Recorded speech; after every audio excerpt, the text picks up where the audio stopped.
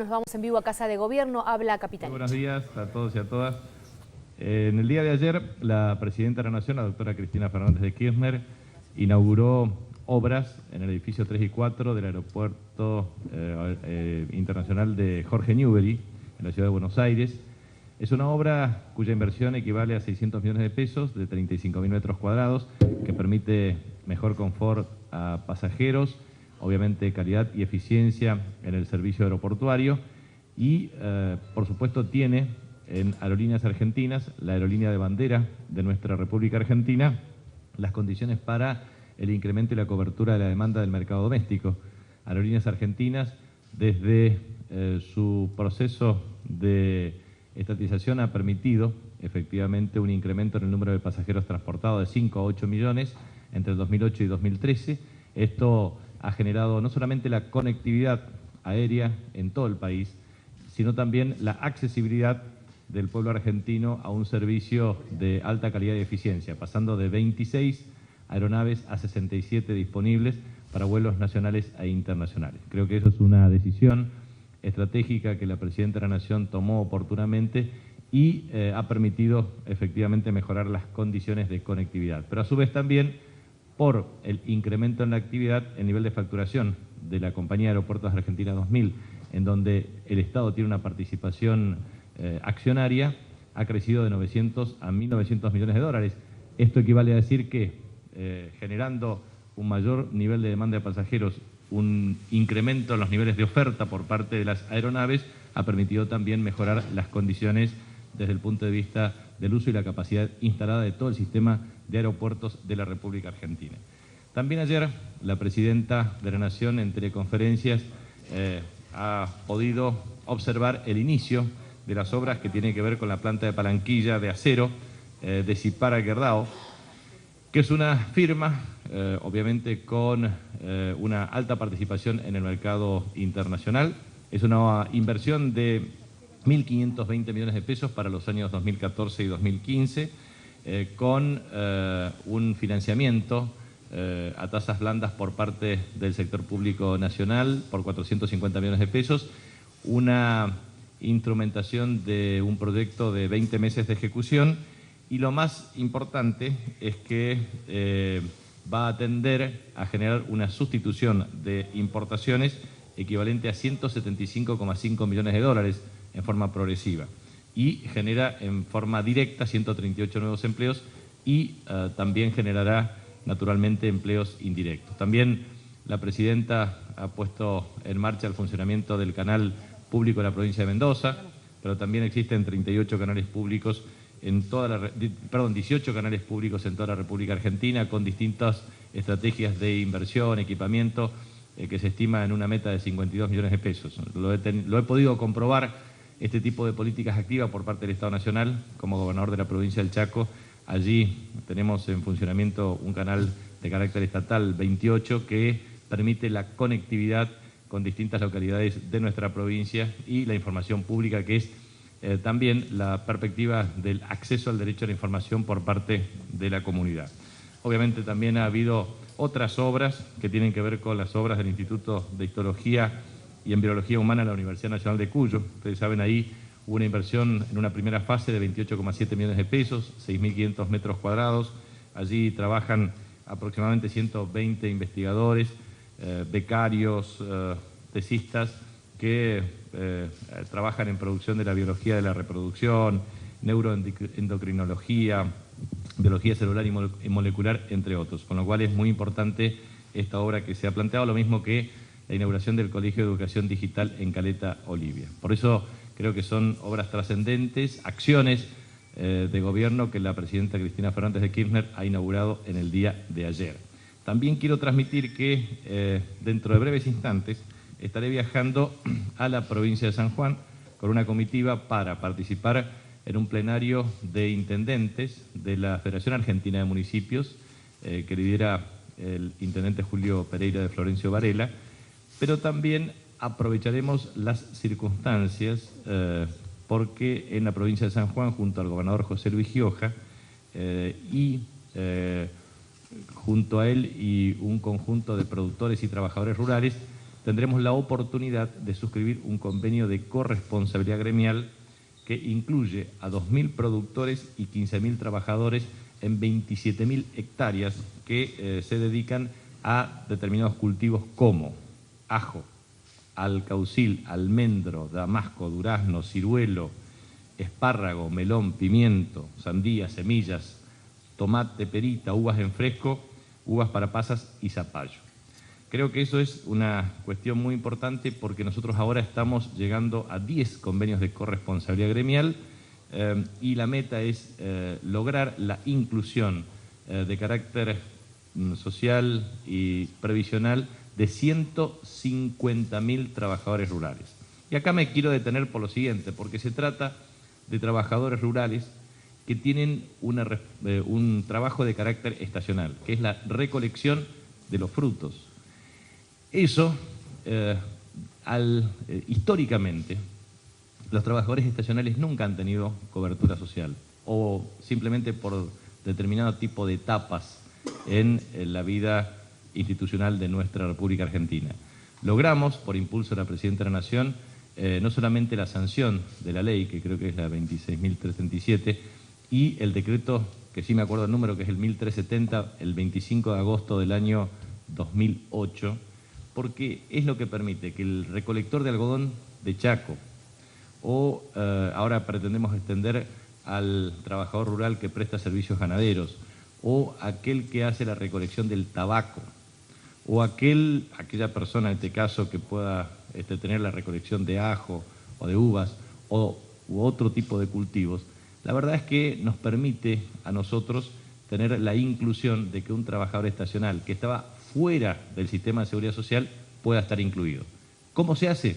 De una manera muy práctica. Una cuota, una parte del valor de la venta del producto va a un fondo de seguridad social y ese fondo de seguridad social permite cubrir los faltantes de carácter estacional y en el año el trabajador va a tener obra social, va a tener acceso a la jubilación cuando cumpla los requisitos de edad correspondiente, también tendrá la posibilidad ese trabajador de percibir un salario familiar, que es muy importante porque en general los trabajadores rurales tienen familias rurales numerosas, por lo tanto los procesos de asignaciones familiares y salarios familiares son muy importantes en términos de percepción de ingresos y por supuesto todo lo que significa la cobertura de riesgo de trabajo. El viernes pasado estuvimos nosotros en Misiones y ahí observamos muy claramente una familia de trabajadores rurales que había tenido un accidente y eso tiene que ver también con la necesidad de tener una cobertura de riesgo de trabajo cuando se trasladan de una finca a otra, de una chacra a otra. Por lo tanto, este es un tema muy trascendente para nosotros. Quiero dar una información breve que tiene que ver con la reparación del radar y el SD Ezeiza. El radar de Ezeiza que estaba averiado, se recibieron los repuestos correspondientes. Hay un plan para la reparación inmediata y la prueba hasta el 10 de abril. De manera que esto también es una información suministrada por ANAC. Y, por supuesto, quería, antes de las preguntas de ustedes, hacer una valoración de lo que ha dicho FAO en términos del informe Hambre Cero en el panorama de seguridad alimentaria y nutricional para América Latina y el Caribe del año 2013. Este documento revela que en el año 2011 y 2013 la prevalencia de subalimentación en Argentina fue menor al 5%, por lo que la FAO reconoce que se ha erradicado ese flagelo y la Argentina se encuentra dentro de los países que ha alcanzado la meta de hambre cero de acuerdo al indicador de la FAO. Nosotros entendemos que eso es una muy buena noticia y en general destacan las estrategias de inclusión social adoptadas por el gobierno, principalmente en términos de asignación universal por hijo, que permite un esquema de transferencia, obviamente con metas de escolarización y sanidad. Y obviamente también la protección de las madres embarazadas. Recordemos que tenemos 80.000 madres embarazadas con asignación universal por hijo actualmente dentro del sistema de administración de la operatoria por parte de ANSES. Y también destaca FAO el avance de la nueva ley, el nuevo estatuto del peón rural, que es definitivamente la regulación del trabajo agrario. Es una ley sancionada en el año 2011 y que presenta avances muy significativos. Lo mismo que lo que destaca Fiel respecto al incremento del 2,8% en el bimestre enero-febrero respecto al mismo bimestre del año anterior en materia de crecimiento industrial, destacando el crecimiento de siderurgia en 14,4%, insumos textiles 6,2%, cigarrillos 5,3%, metal mecánica 5,1% y también el decrecimiento del desenvolvimiento de la industria automotriz. Pero en general, que esto es muy importante destacar, digamos, porque en el año 2013 hemos podido verificar la existencia de 314 parques industriales cuando en el año 2003 solamente habían 80 parques industriales. Entonces, esto es muy importante, o sea, la creación de parques industriales también implica incentivos a la industrialización y a la erradicación de industrias y hay 223 parques industriales en proceso de ejecución de aquí en más. Ministro, ¿qué tal? Sí, buen día. Paula Marusic para Radio del Plata. Hoy ustedes se vuelven a sentar en la mesa de discusión con los docentes en el ámbito nacional. Uno de los principales puntos de desacuerdo es el tema del presentismo. Quisiera saber si están dispuestos a correr ese eje de la discusión. Y por otra parte, preguntarles si a la hora de elaborar una propuesta salarial, 22% a un básico de 3.400 pesos, ¿a ustedes les parece suficiente, teniendo en cuenta que los docentes continúan exigiendo por lo menos 4.800 pesos de salario básico inicial? Nosotros, dentro de la negociación paritaria nacional, como lo he dicho en innumerable cantidad de oportunidades y lo repito, abarca menos del 2% del total de docentes identificados en todo el país en términos de base de datos, esto es 862.000 trabajadores docentes. Esa cifra inferior al 2% incluye a 8 provincias argentinas que perciben el Fondo de Compensación Salarial. Nosotros tenemos gremios paritarios, 4 que forman parte de la representación de la Confederación General de Trabajo y también CETERA, que forma parte de CTA. En ese contexto nosotros no tenemos homogeneidad desde el punto de vista de las estrategias de negociaciones con ambas partes. Pero entendemos que en el transcurso del día de hoy va a existir este proceso de convocatoria. En el ámbito del Ministerio de Trabajo va a participar el ministro Tomada y también el ministro Sileoni, más otros funcionarios del Ministerio de Trabajo, a los efectos de pergeñar y generar las condiciones de negociación. Pero vuelvo a insistir en una cuestión. Creemos nosotros que están dadas las condiciones para establecer una estrategia de negociación en el día de la fecha, pero no es homogéneo respecto a las demandas. No hay acuerdo entre los gremios paritarios para unificar una demanda en común, pero nosotros creemos que en el transcurso de hoy vamos a hacer el máximo esfuerzo para generar las condiciones de negociación, de manera que seguramente cuando regrese también de la provincia de San Juan podré tener ya las novedades de los avances cualitativos respecto a la oferta.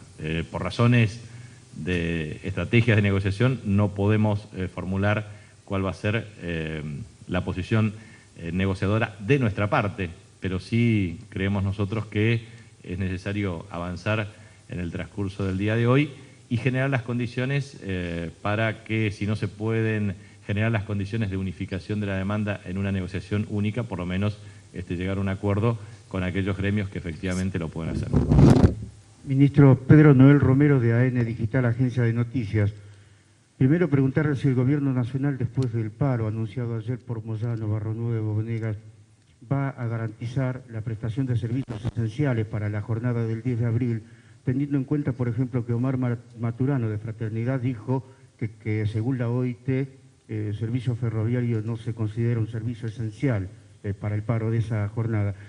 Y una segunda pregunta tiene que ver con lo que le preguntaba también la colega, pero desde otro punto de vista. ¿No le parece que se llamó tardísimo a la paritaria docente, teniendo en cuenta que hubo a haber un nuevo encuentro cuando ya han transcurrido 3 semanas y hay 8 provincias en las que hay paro, hay incendios en algunas provincias como la provincia de Buenos Aires? ¿No tendría que haberse dado antes este acuerdo porcentual de referencia para las paritarias mucho antes que lo hizo el gobierno, apenas unos días antes del inicio de las clases. ¿No hubiera contribuido el gobierno a que no se produjeran estos conflictos en las provincias? Le respondo rápidamente. Respecto al tema de los servicios públicos, se aplicará la ley que corresponde desde el punto de vista a los mecanismos de regulación y a los servicios tipificados como esenciales para el cumplimiento del servicio. Respecto al tema de negociación, aquí no se trata de la convocatoria antes o después, se trata de las posiciones de las partes y la posibilidad de llegar a un acuerdo en virtud de la capacidad de generación de una oferta de carácter salarial y la perspectiva por parte de quienes demandan una mejora salarial de compatibilizar la misma. O sea, si uno toma el esquema promedio de negociación de las distintas paritarias desde la aplicación del artículo 10 de la Ley 26.075, desde el año 2005 en adelante, 2006, uno observará que en promedio los trabajadores docentes han tenido un incremento superior al resto de los trabajadores públicos. En los últimos 2 años no ha sido así, pero creo que es trascendente observar que el problema no es de tiempo. Nosotros hemos estado en múltiples negociaciones de carácter informal y de carácter formal. Uno hace la convocatoria de carácter formal cuando efectivamente se dan las condiciones para que en la etapa de negociación informal se hayan arribado a acuerdos. ¿Qué significa esto? Significa que uno identifica por parte de los representantes gremiales de los trabajadores cuál es la demanda en términos salariales. Y la demanda puede ser en suma fija, en porcentaje, en las cuotas correspondientes, en el monto, en el plazo y en las condiciones de negociación. Y eso, cuando no existe una clara percepción de que es posible lograr un acuerdo, se continúan las negociaciones por vía informal hasta la convocatoria de carácter formal. Por lo tanto, lo que yo transmito no es una cuestión de tiempo. Creo que acá se ha hablado mucho y se han extremado los recursos para hacerlo. Por eso cuando ayer se pretendía asociar el tema de Entre Ríos del año 2003 con Néstor Kirchner ahora, son dos condiciones absolutamente distintas, desde salarios impagos en Entre Ríos hasta lo que significa el esfuerzo extraordinario del sector público respecto a la asignación de recursos para cubrir esta demanda. Y a su vez, la perspectiva de recuperación del poder adquisitivo de salario real de los trabajadores docentes. Obviamente, todos los trabajadores están en una posición y tienen derecho a exigir siempre más. Los empleadores, en este caso vuelvo a insistir que el empleador directo es la provincia, o son las provincias argentinas. El Estado Nacional simplemente establece el umbral mínimo, el salario testigo, el salario inicial, el salario de referencia, y obviamente abarca a menos del 2% del total de los trabajadores docentes. Pero entiendo que cada gobernador, cuando formula un proceso de negociación, lo hace sobre el siguiente mecanismo. Primero, la proyección de recursos fiscales sobre la base de la evolución macroeconómica. En segundo lugar, respecto a la relación entre trabajadores docentes, alumnos y la prestación del servicio educativo. Y en tercer lugar, las perspectivas para poder afrontar en tiempo y en forma el pago de los salarios. Yo creo que muchas veces existen una multiplicidad de condimentos políticos y gremiales en un proceso de negociación. Entiendo que, al final de cuentas, se debe buscar una solución, porque el conflicto no se puede sostener en forma permanente. El conflicto en algún punto debe buscar caminos o vías de resolución. Quienes hemos tenido experiencia de gestión y de gobierno sabemos muy bien que las tensiones de carácter político y social en procesos de negociaciones paritarias son siempre regulares y persistentes, pero al final de cuentas siempre es necesario llegar a una conclusión. Y en este caso también a la compatibilidad del ejercicio de dos derechos que son sustantivos, el derecho a la educación por parte de los alumnos, porque en este sentido tenemos que observar que ese derecho a la educación que tienen las familias más humildes en la República Argentina, para lo cual la educación pública y popular es absolutamente esencial, como una plataforma para el mejoramiento en la distribución de ingresos presente y futura. Y a su vez también el derecho a la huelga, pero a su vez también la responsabilidad, tanto de dirigentes gremiales como de los trabajadores, para garantizar la compatibilidad de los esfuerzos. Me parece que eso es un tema que obviamente amerita el debate racional, sin agravios ni injurias, sino muy por el contrario, sobre la base de un diálogo maduro en base a la fijación de metas que permitan una negociación que razonablemente resuelva la cuestión. Ministro, buenos días. Marcelo de Leo, Radio La Red. Retomo, voy a hacerle dos preguntas con respecto al paro anunciado por la CGT de Azopardo ayer en Azopardo Independencia. Retomo la pregunta del colega, si el gobierno va a hacer algo para garantizar el servicio de transporte público el 10 de abril, que es el día que está anunciado el paro, pero además quiero leerle los 8 reclamos con las palabras que Juan Carlos Smith, ayer de la Federación de Portuarios, enumeraba con sus palabras los motivos del paro. Problema inflacionario, pérdida del poder adquisitivo, demanda de paritarias libres, rechazo de cualquier cercenamiento al derecho de huelga, corregir lo que denominan el impuesto al trabajo, se estaba refiriendo al impuesto a las ganancias, devolución de retenciones que consideran injustas al sistema de obras sociales sindicales, aumento de emergencia urgente para los jubilados y narcotráfico e inseguridad. Le pediría si estas 8 respuestas, estas 8 preguntas, estos 8 reclamos, en realidad, el gobierno me puede dar algún tipo de respuesta y en realidad se la puede dar a la CGT opositora. Sí, con respecto al último punto, no entiendo la vinculación desde el punto de vista de narcotráfico y seguridad con respecto al legítimo derecho de los trabajadores, pero nosotros estamos trabajando dura y tenazmente, y eso lo pueden testificar y certificar desde la incautación de estupefacientes hasta los mecanismos de inclusión social, precisamente para prevenir adicciones. Ayer mismo hemos estado coordinando mecanismos de inversión en infraestructura deportiva y con el sistema educativo para establecer estrategias de prevención de adicciones. Eso es una cuestión de carácter político que seguramente será uno de los puntos que el líder del Frente Renovador fue incorporando dentro de la agenda correspondiente.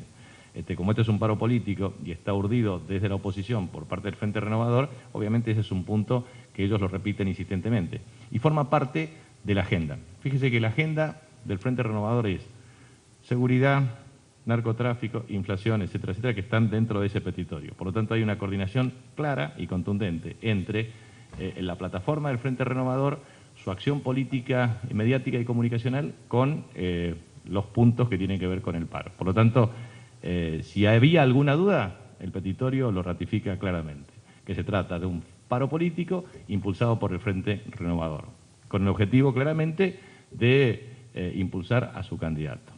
Primera cuestión. Segunda cuestión, respecto al derecho de huelga, no hay ningún cercenamiento en la República Argentina, por lo tanto, es algo que no tiene ningún tipo de validez.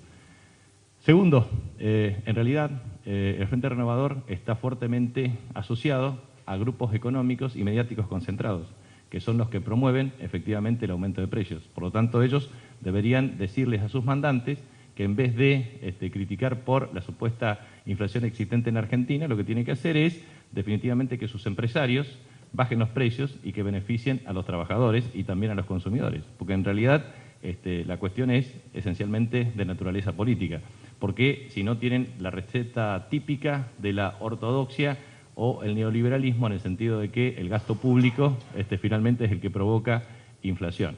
Y automáticamente lo vinculan al tema de subsidios. Pero el subsidio precisamente lo que hace es aumentar el ingreso disponible de los trabajadores.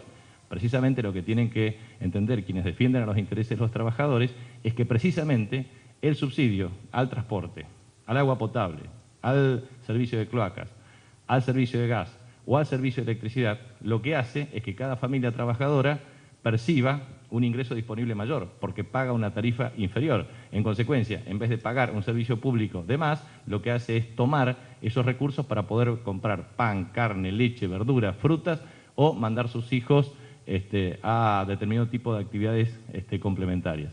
Y obviamente generar la vestimenta y las condiciones dignas de la vida de cada uno de los trabajadores. Por lo tanto, de esos 8 puntos, ya les voy diciendo cuáles son los puntos que tienen que ver con eso. O sea, el derecho a huelga se aplica perfectamente en Argentina, las paritarias son perfectamente libres, narcotráfico y seguridad no tiene absolutamente nada que ver con la cuestión estrictamente de la seguridad, tiene que ver con una cuestión política y que nos estamos ocupando. El tema de la inflación, efectivamente, el tema de precios en la República Argentina, tenemos una política que tiende efectivamente, no solamente a través de precios cuidados, que tiene hoy 194 productos, pasarlo a 250 productos, generar las condiciones para que, en definitiva, exista un nivel de poder adquisitivo que se defienda por parte del Estado de los trabajadores. Y en ese sentido, lo que quiero transmitir claramente es no solamente la ampliación del programa Precios Cuidados, sino también los indicadores en materia de estabilidad de precios, medido semana por semana, medido mes por mes, medido por todo el arco opositor. Se advierte claramente una perspectiva de mejoramiento en estas condiciones. Y en este sentido, lo que nosotros estamos planteando es que el esfuerzo tiene que ser colectivo para que la incidencia, desde el punto de vista de el control, fiscalización y supervisión de precios, para que los empresarios, comerciantes e industriales no remarquen, para que en definitiva no tengamos ningún tipo de inconvenientes desde el punto de vista de la estructura y la percepción de ingresos y el pago de impuestos. Por lo tanto, los 8 puntos tienen su respuesta en lo que estamos haciendo para resolverlo. ¿Ganancias y jubilados? Jubilados tiene la ley de movilidad jubilatoria. La ley de movilidad jubilatoria tiene actualización de carácter semestral. No hay una actualización extra. Y aparte, votó el Congreso de la Nación y está funcionando adecuadamente. Y a su vez, lo más importante es que es importante remarcar, y lo sabe el candidato del Frente Renovador porque estuvo en el sistema, en la administración de ANSES. En el año 2003 había 66% de cobertura provisional, hoy supera 93%, el más alto de América Latina. El salario mínimo vital y móvil, a pesar de algunas manifestaciones de algunos sitios que pretenden corregir estas cifras, el salario mínimo vital y móvil es el más alto de América Latina, no dicho por nosotros, sino por medios especializados, desde el punto de vista del poder de compra, y también el haber jubilatorio mínimo en la República Argentina. Y a su vez, haber claramente establecido un sistema de inclusión a través de la jubilación. Usted sabe que había aproximadamente 3,1 millones de jubilados en el año 2003, hoy hay casi 6 millones y 2,5 millones de jubilados se han incluido precisamente a través de un programa que ha permitido la generación de cobertura de carácter previsional. Por lo tanto, están dadas todas las condiciones para eso, o sea, una ley de movilidad jubilatoria, un sistema de inclusión y un haber jubilatorio mínimo que se ha incrementado de una manera extraordinaria en los últimos años. ¿Ganancia va a haber una modificación? ¿Y si el gobierno va a hacer algo para garantizar el transporte el día del paro? Con respecto al tema vuelvo a insistir, lo que respondí previamente, en el caso concreto de transporte se aplica la ley, o sea, todo aquel servicio público que está regulado por ley debe ser aplicado. Muchas gracias.